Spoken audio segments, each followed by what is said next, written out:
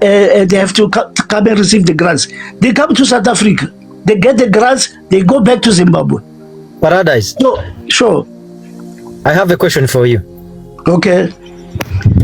When you say that about Zimbabwe, yes, I myself am not a Zimbabwean. Yeah. But I want to be like a Zimbabwean. Then I ask you a question. Now I'm a Zimbabwean. I'm your neighbor, right? Yes. When you had a problem, when the so-called whites, the Britain, America, what they are fighting South Africa, Zimbabwe was there for you and fighting for you, and by then you are taking refugee in Zimbabwe. By then Zimbabwe was doing very well. Now Zimbabwe have a problem. What's wrong with treating your neighbor and a neighbor coming to have a bath in your country? What's wrong with that? Why does it affect you? Why would you treat a neighbor as a neighbor or a brother? Okay, simple answer. Okay. Control your Zimbabwe. Why your Zimbabweans have to cross over to get the medication this side, to get the grandchildren this side? So what is happening in Zimbabwe? So coming to the issue of my brother, as we are saying, we have the SADC. They will have to control that invasion of whatever country that is going to happen. So the basics, each country must control its citizens. Yes. Understand? So you can't just leave Zimbabwe to come and give birth this side. Okay. Purposely so, without any what is it? Any war in Zimbabwe. There's no war in Zimbabwe. Do you know what they are doing? They also commit crime to such an extent that even if you can give them a prison sentence, they prefer to be sentenced. Sure. I am talking as an African, right? You should know the problem of Zimbabwe, that Zimbabwe has been on embargo because they stood up for whites for the sake of Africans. They stood up for blacks, so that's why they are on embargo, economic embargo. I agree with you. 100%. I'm saying, how are we going to unite as Africans? How are we going to unite? These are our neighbors. But I'm saying, let there be control in our borders. Who comes in must be legal, not people who are coming in the country illegally. That's what I'm saying. I can't just say, no, I neglect those people. I'm saying these people, they come here purposely to come and give birth in the country.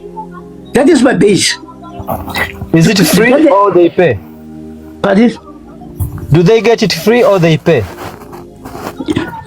The argument is that they're free treated, they get free medication this side, and the government, it seems like it will pay after, because of in their countries those people, they have to pay and they don't have money to pay for the medication. So do you want them to die as neighbors? Do you want them to die when you can offer a glass of water to them and they drink? Sorry, Paradise, can I just answer? What is wrong with their country? Okay, I can answer you that. Yes. Okay, can I just... Their country went through a turmoil. Their country went through a bad leadership. And when instead of sorting them, the whites or the West had to put them economic embargo. They can't buy anything. They can't have foreign exchange. They can't import. So they're in disaster. Only a neighbor can help them. No. You are missing something. Why did Zimbabwe's economy crash? Why? Why was there put sanctions on them?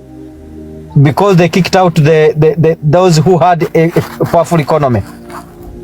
No, they didn't just kick them out. They killed some of the white. Yes, it wasn't white lands. They should have done the expropriation act like South Africa is doing now. Not the way that they did. They took qualified farmers, just throw them out and put unqualified people to run their heritable land. That's why the economy crashed. Let me help you there, man. Let me educate you. Genesis, can I come in? Genesis, please, can I come in? Because before I can I jump in? No, it's a Paradise. Paradise should finish. We're finished.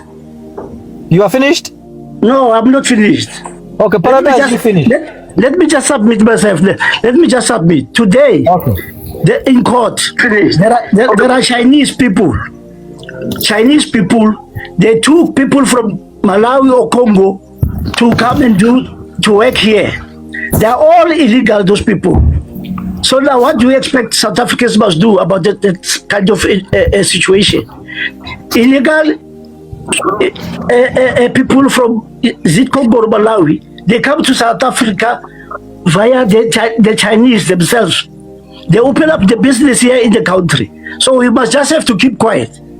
That's what you are saying, Genesis. No, I said Zimbabwe. I did not talk about China. China is different case. So it's one and the same thing. I'm saying if the Chinese people from China, they come and do business here, they hijack, they kidnap or whatever, human trafficking from Malawi or Congo whatsoever to come and do business in South Africa. So are we saying we as South Africans we must just keep quiet? People do crime here and they go out again. It's what you want, Genesis. So No, exactly. It's exactly. Let's control our borders. Who comes in is illegal. For what purpose also? There are asylum seekers here. They can be assisted. You understand? Somebody just posted here that there are former liberation liberators. They went to exile in those countries where they accommodated us in their countries. Did we do business in those countries? We did not do business because we were in the camps. We understand Genesis. So now here we are having a problem of people coming, our neighbors coming in our locations. They occupy the buildings there. They are illegal occupation of buildings. There is the illegal occupations of the lands. They build shacks there. So that we people who are living on the ground, on the townships, we are the ones affected by this. All right, Paradise. Because of those who are living there in the suburbs area. Or putting the giving direction on what how to talk in this discussion. So my brother Rasta is talking about, are we safe in the country?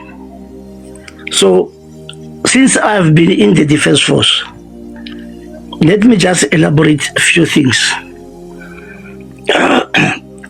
How did it happen that we have porous borders?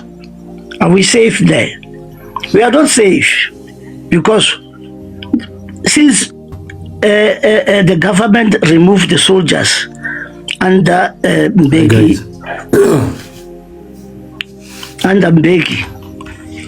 the border people came in. Please mute Remy. Go ahead. The people started coming in numbers, and then there's this position of defending Africanism. We understand it very clear that we Africans, we are one. Zimbabweans, Mozambicans, all the people here. So now, what we are trying to say? How can these people from outside the country come into South Africa illegally? Legally so. Understand? And then mostly of them, they occupied they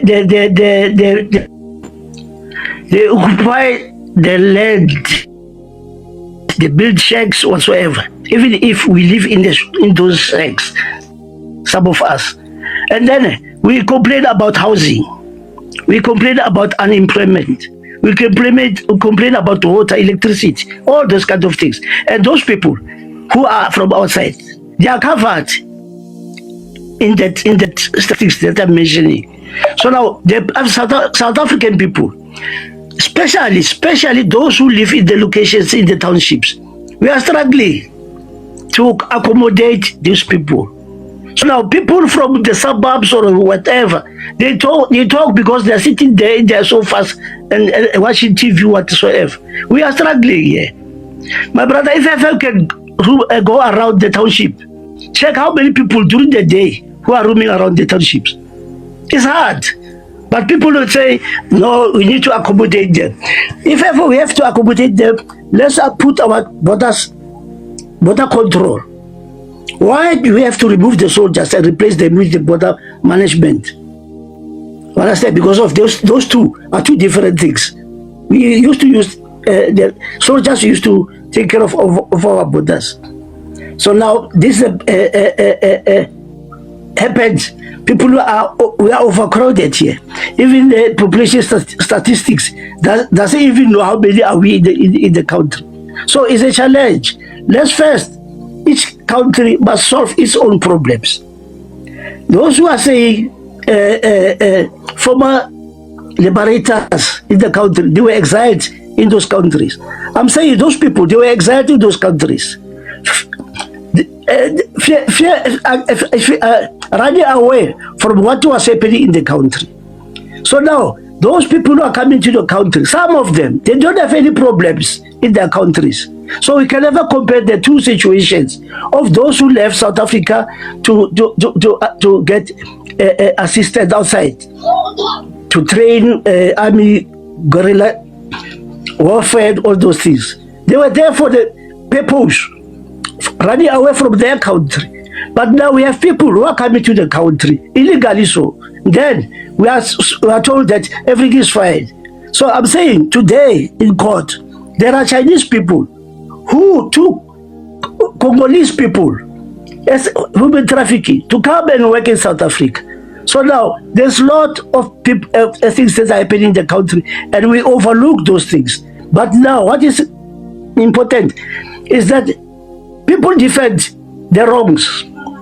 You can never defend what is wrong. Hence I'm saying, I support the general today of what he has said, because of the general he's working under the control of the president, the Minister of Defense, the Secretary of Defense. Before he can conduct anything, he has to account from those people. So now, if ever he cries, he complains that we don't have any funding, the defense force is lacking, then people, the politicians, they cut the budget. How is the general going to do his duties? How can you say you want me to clean the place that is bushy, but you don't give me the space to clean the place? So you need to give me the tools so that I can make sure that I take care of you. So now you've built the beautiful houses, you stay in mansions, but you don't have a security. Because those people who are on the ground there, who see that you are sitting comfortable there, they will come and attack you in your comfortable places. So now I'm saying, let's try to understand. Okay, let me submit that we are not safe. We are not safe at all. People coming in and out without any control. So we are not safe. I submit. Thank you, my brother. Let me go to, is it Juan? Yes, it's John. It's Juan. You can call me whatever. Yes, you can submit, my brother. I already said what I wanted to say so far. I'm just waiting for if there's like something that I want to reply to or an adjective that I want to submit. So yeah, you can go ahead. In a very respectful way, the situation. I think the situation in Zimbabwe is looked in a way that is not correct, if I may put it that way, because people only look at the people who are coming in, but without looking at the pushing factor. You know, if you talk about the fact that the situation is not good back there, and then people will tell you that you need to go back and fight, but I don't know how is this supposed to happen. How do you fight a gun with your hands? Because we are not talking about a normal government that follows the law, that follows the constitution. We are talking about a government that is out of touch.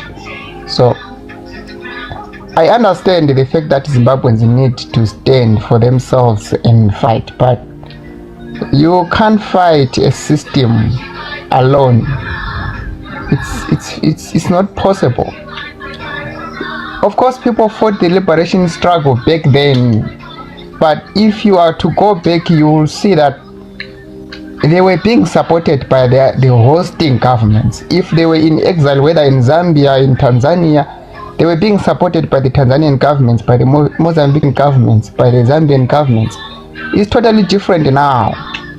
Our African governments support this tyranny that is happening in our countries.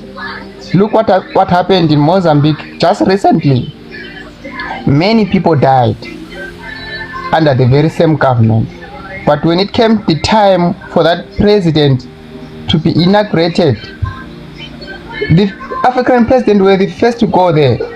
So if you see these Mozambican people coming here now, it will seem wrong to say, oh, why are they coming in? But you can see that they have no any other way to do. They tried to fight, they get killed. Then what next? What are they supposed to do? You can apply for So I refugee think, status. come again? If you are like South Africa, if you are one of our neighboring countries and you are fleeing from, you are seeking a refugee, you can just do it legally. Yeah, I know. I don't support the illegality. I think people need to get me right. I don't support the illegality. I'm one of the people who advocate that if ever you are going, whether you're going to any certain country, you need to go there legally. That way, I'm 100% with you guys. I'm not against the fight for illegals. But what I'm simply trying to say is that when these fights start, it starts by fighting the illegality, but at the end it's an umbrella fight. Now it involves everyone. As long as you are from outside, you are in the fire. So that's why I'm saying I can come here legally, but doesn't mean that I'm safe staying here. I can come here legally, apply for the papers, and even work legally. But when time comes for the push, I'm also involved in the illegal ones. So it's kind of hard now. I understand that South Africans have to voice up and say, okay, we can't fight for the opportunity. We also need to come first and all that. I understand that.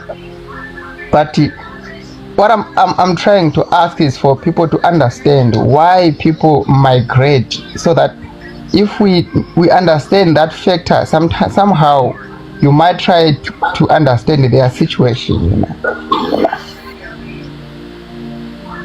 So that's what I'm trying to say. I don't know if someone can come up, even if you have a question to ask me regarding the issue of Zimbabwe. I can only comment about Zimbabwe because that's what I know, that's where I come from. Eloquent, you were first. You done off-road and the one at the top. So please proceed. Thank you, Joan. Joan, I don't know what happened to Jay. He's trying to request, but I can't find him. So you will give him back when he comes back.